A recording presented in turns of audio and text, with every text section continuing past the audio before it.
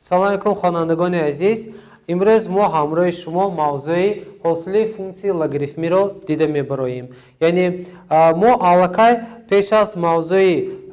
این موضوع گذشته همراه شما حاصل فункції نشان دهندگی، فункції ابتدایی فункції نشان دهندگی، فункції اکسپوننسیل رو دیده برآمدیم. اکنون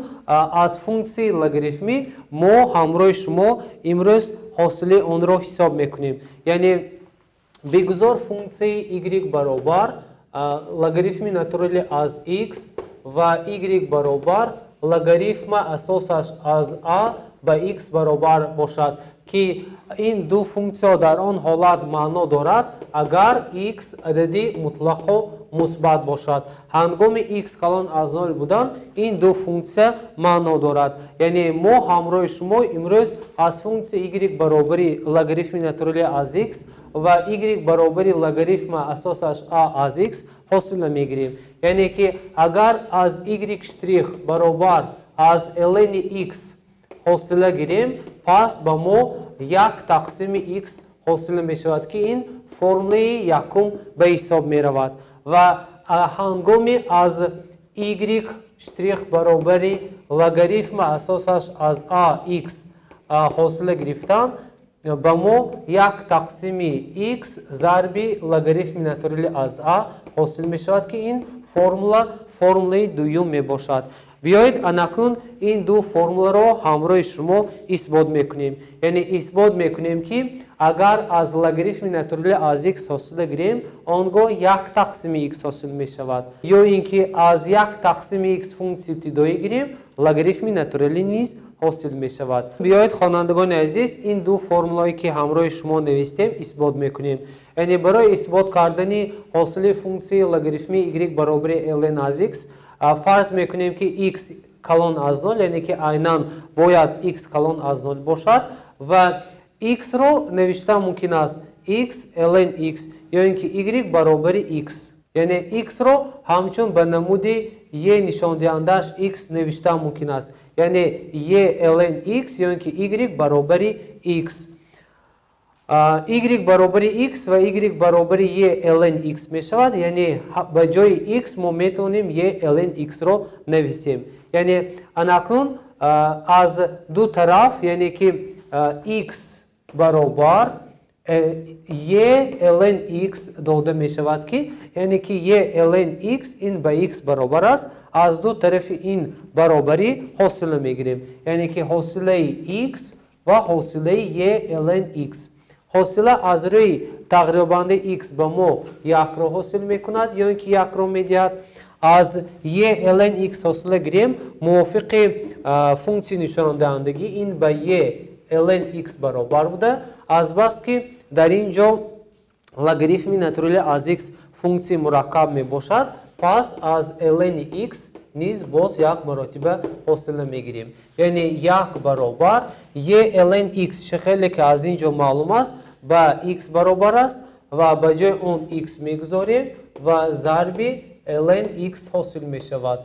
از این برابری هنگامی ln x را یافتن پس ما فرموله یک تقسیم x را حاصل میکنیم که باید این فرموله را اثبات کردن لازم بود. یعنی اثبات کرده شد می نویسیم. پس حاصله از فункції لگاریتمی ln x این برابر است به یک تقسیم x. اکنون بیایید فرموله دو را نیز اثبات میکنیم. یعنی اگر از لگاریتم a از x حاصل گیریم این به یک تقسیم x لگاریتم ناتورالی از a برابر می شود. یعنی بگذار y شتریخ برابر لگاریتم a از x شتریخ داده شده باشد پس لگاریتم a از x رو موافق از یک اساس به اساس نو گذاشتن چنین می نویسیم. یعنی ln x تقسیم ln a نوشته ممکن است شتریخ. در اینجا یک تقسیم ln a رول عدد دائمی رو می بازد پس یک تقسیم ln a رو از تحت اشاره حاصله بیرون می سازیم. ln x شتریخ یک تقسیم ln a ضرب اکنون از ln x چطوری که ما اثبات کردیم از لگاریتم ناتورالی از x وقتی که حاصل میگیریم با یک تقسیم x برابر می شود و در این حالت 1 تقسیم x ضرب لگاریتم ناتورالی از a حاصل می شود که این فرموله هم اثبات کرده شد. در آینده وقتی که از لگاریتم ناتورالی حاصله گرفته شود موافق فرمول یکم و از لگاریتم a از x حاصله طلب کرده شود از روی فرمول دوم ما حاصل این فونکسیه ها رو می‌یابیم. خوانندگان عزیز، اکنون ما فونکسی ابتدایی فونکسی 1 تقسیم x و فونکسی ابتدایی لگاریتم رو باید دانیم. یعنی اگر y برابر یا اینکه f از x برابر 1 تقسیم x باشد، داده شده باشد، هنگامی x برابر 0 یا اینکه x کلان از 0 بودن، پس ما فونکسی ابتدایی این فونکسیه رو نوشته میتونیم که اون به f از x برابر لگاریتم ناتورالی از x در داخل مودول برابر می شود که این فرموله سیوم به حساب می رود. اکنون هنگامی فونکسی ابتدایی فونکسی لگاریتم رو یافتن ما میتونیم فرموله رو نویسیم که اثبات این فرموله بیرون از متماتیک مکتبی به حساب می رود. یعنی اگر f از x برابری لگاریتم ناتورالی از x داده شده باشد، آنگاه فونکسی ابتدایی این فونکسیه موافقاً چنین است که آن را اثبات کردن با واسطه حاصله نشان داده می شود. یعنی x ضرب لگاریتم ناتورالی از x مینوس 1 جمع c می باشد که این فرموله را نیز ما اثبات کرده می توانیم. یعنی فونکسی ابتدایی فونکسی لگاریتم ناتورالی از x این برابر است به x ضرب لگاریتم ناتورالی از x مینوس 1 جمع c. اثبات میکنیم که در حقیقت فونکسی ابتدایی این فونکسیه به ln x برابر است. خوانندگان عزیز، هنگام f از x برابری لگاریتم ناتورالی از x هنگام x کلان از 0 بودن، فونکسی ابتدایی این فونکسیه به x ضرب لگاریتم ناتورالی از x مینوس 1 جمع c برابر است که برای اثبات این فونکسیه یعنی این فونکسیه بیرون از مکتب می باشد، یعنی که ما اثبات میکنیم که فونکسی ابتدایی این فونکسیه به x ضرب ln x مینوس 1 جمع c برابر است. یعنی از فونکسی داده شده حاصل میگیریم x ضرب ln x مینوس 1 از بس که دائمی c حاصل آن به 0 برابر است جمع x ضرب ln x مینوس 1 شتریخ این برابر است به x رو هنگامی حاصل گرفتن به 1 برابر است ضرب ln x مینوس 1 جمع x ضرب از لگاریتم x مینوس 1 هنگام حاصل گرفتن 1 تقسیم x حاصل می شود. اختصار میکنیم و در نتیجه ln x مینوس 1 جمع 1 برابر می شود به ln x که این به فونکسی f از x برابر است. پس گفته می شود که اگر f از x به لگاریتم ناتورالی از x برابر باشد، پس فونکسی ابتدایی این فونکسیه به x ضرب ln x مینوس 1 جمع c که در اینجا x کلان از 0 است فونکسی ابتدایی شده می تواند. برای مستحکم کردن این فرموله و این موضوع یک چند مثال های مشخص را همراه شما دیده می براییم. خوانندگان عزیز، بیایید مثال یکم را دیده می براییم. در مثال یکم چنین آمده است: حاصله هر یک این فونکسیه ها را یابید. یعنی حاصله فونکسیه y برابر لگاریتم ناتورالی از 4 جمع 3x، y برابر لگاریتم اساسش 3 از x کوادرات جمع 1، y برابر لگاریتم ناتورالی کوادرات x جمع 1 و y برابر x کوادرات ضرب لگاریتم ناتورالی از x رو میابیم. خیلی که از این مثال ها میبینید در مثال های a b و v ما فونکسیه مرکب لگاریتمی داده شده است که حاصله هر یک این فونکسیه ها رو در علیحدگی میابیم. یعنی حل می نویسیم در اینجا a یعنی y برابر لگاریتم ناتورالی از 4 جمع 3x.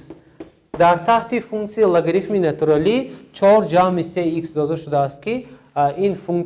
فونکسی مرکب می باشد. برای حاصل این فونکسیه رو یافتن به نظر می گیریم که از 4 جمع 3x باید باز حاصله رو گرفت. یعنی y شتریخ برابر ln از 4 جمع 3x شتریخ برابر 1 تقسیم 4 جمع 3x از بس که فункція مرکب می باشد پس از 4 جمع 3x باز یک مراتبه حاصله می گیریم برابر می شود از 4 حاصله به 0 برابر است حاصله از 3x به 3 برابر است و هم 4 جمع 3x حاصل می شود اکنون عیناً همین طور از فункції b حاصله می گیریم یعنی در اینجا b یعنی y برابر از لگاریتم اساسش 3 از x کوادرات جمع 1 حاصله می گیریم یعنی حاصله این فункція مرکب بوده موافقاً چنین حاصله گرفته می شود 1 تقسیم x کوادرات جمع 1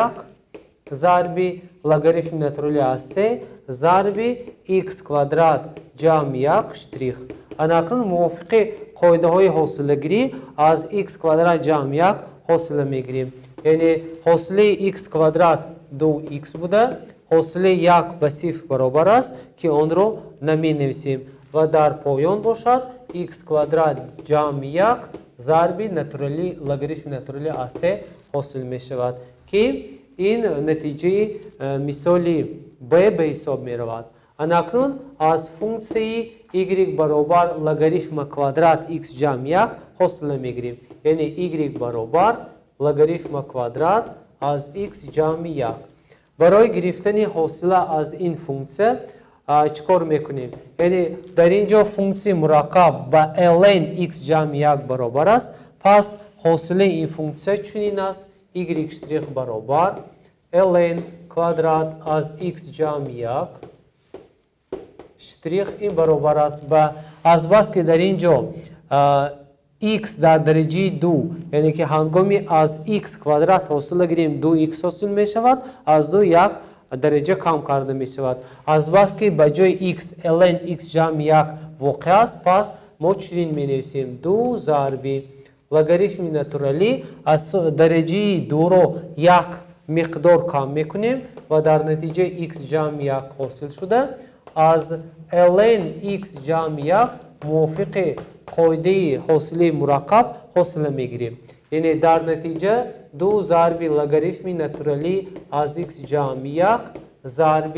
از ln x جمع 1 حاصله گیریم 1 تقسیم x جمع 1 حاصل می شود ضرب از بس که این فункція نیست فункція مرکب است پس x جمع 1 حاصل گرفته می شود که آن برابر است به 2 ln x جمع 1 تقسیم x جمع 1 حاصل می شود که از x جمع 1 هنگام حاصل گرفتن ما عدد 1 رو حاصل می نماییم یعنی جواب مثال و یعنی مثال و به 2 ضرب ln x جمع 1 تقسیم x جمع 1 برابر می شود اکنون بیایید مثال چهارم رو همراه شما دیده میگذاریم یعنی در مثال چهارم چنین آمده است y برابر x کوادرات ضرب لگاریتم ناتورالی از x طلب کرده می شود که از فункції زیرین حاصله گرفته شود یعنی برای گرفتن حاصله این فункція خیلی که می بینیم فункція دارای حاصله ضرب دو فункції های الیمنتری یکی از آنها x کوادرات دیگری لگاریتم ناتورالی عبارت است یعنی در به صفتی او x کوادرات را قبول میکنیم به صفتی y باشد لگاریتم ناتورالی از x را قبول کرده موافقاً از روی قاعده او ضرب y شتریخ حاصله را حساب میکنیم یا اینکه میابیم او شتریخ y جمع او ضرب y شتریخ در نتیجه چنین پیدا میکنیم y شتریخ x کوادرات شتریخ ضرب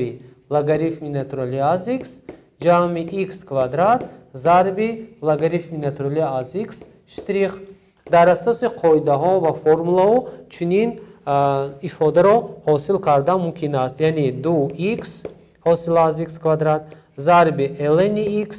جمع x کوادرات ضرب از لگاریتم ناتورالی از x حاصل گیریم 1 تقسیم x حاصل می شود یا اینکه 2x ضرب لگاریتم ناتورالی از x جمع x با x کوادرات اختصار شده 1 تقسیم x حاصل می شود یا اینکه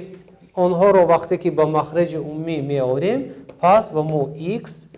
2x квадрат зарби ln x جمع 1 حاصل می شود. این است جواب مثالی